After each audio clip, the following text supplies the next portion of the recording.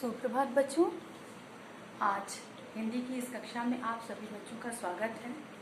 आज मैं आपको पाठ 2 हेर फेर इस कहानी को पढ़ाने जा रही हूँ।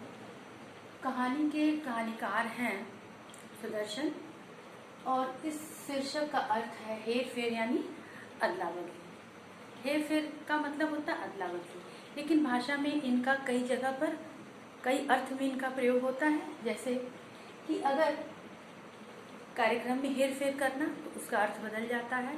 उसका अर्थ वहाँ पे होता है कि पूरा कार्यक्रम रद्द हो जाने यानी पूरी तरह से बदल जाना। पैसों में हेर फेर करना, पैसों में हेर फेर करने का अर्थ होता है घोटाला करना। और काम में हेर फेर करना, काम में हेर फेर करने का अर्थ होता है कि गड़बड़ करना। इस कहानी का भाव ये है, कहानी का भाव कुछ इस प्रकार बताया है कि धन आदमी को स्वार्थी, अहंकारी और संवेदनहीन बना देता है।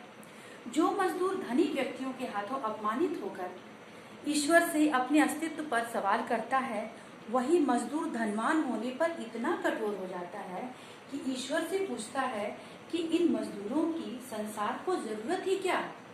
प्रस्तुत पाठ में यही बताया गया है कि धन व्यक्ति की मानसिकता को कैसे बदल देता है। हमें चाहिए कि धन का उपयोग जरूरत पूरी करने के लिए हो, न कि विलासिता के लिए। हमें ध्यान रखें कि धन हमें संवेदनहीन न बना दे।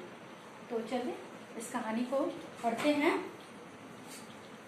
एक गरीब मजदूर सारा दिन खून पसीना एक कर देने वाली मेहनत करने के बाद सांझ के समय 2 आने अपनी फटी पुरानी चादर के कोने में बांधकर शहर से निकला और मजदूरों की बस्ती की तरफ चला।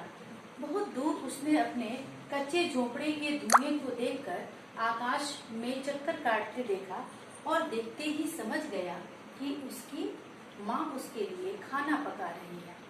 वह नंगे सिर नंगे पांव जा रहा था। उसके घर में सिवाय उसकी बूढ़ी माँ के और कोई सगा संबंधी ना था। उसके घर में एक चूल्हे और 2-4 बर्तनों के अलावा और कोई साज सामान भी ना था, मगर फिर भी वह बहुत खुश था। तो बच्चों, आपने इतना पढ़ा, अब कुछ प्रश्नों के उत्तर बताइए। गरीब मजदूर पैसे कैसे कमाता था? गरीब मजदूर सारा दिन खून पसीना एक करके कड़ी मेहनत करने के बाद पैसे कमाता था। वह झोपड़े के धुएं को देखकर उसने क्या समझा? झोपड़े के धुएं को देखकर उसने समझा कि उसकी माँ उसके लिए खाना पका रही होगी। गरीब मजदूर के पास कौन कौन से सामान थे?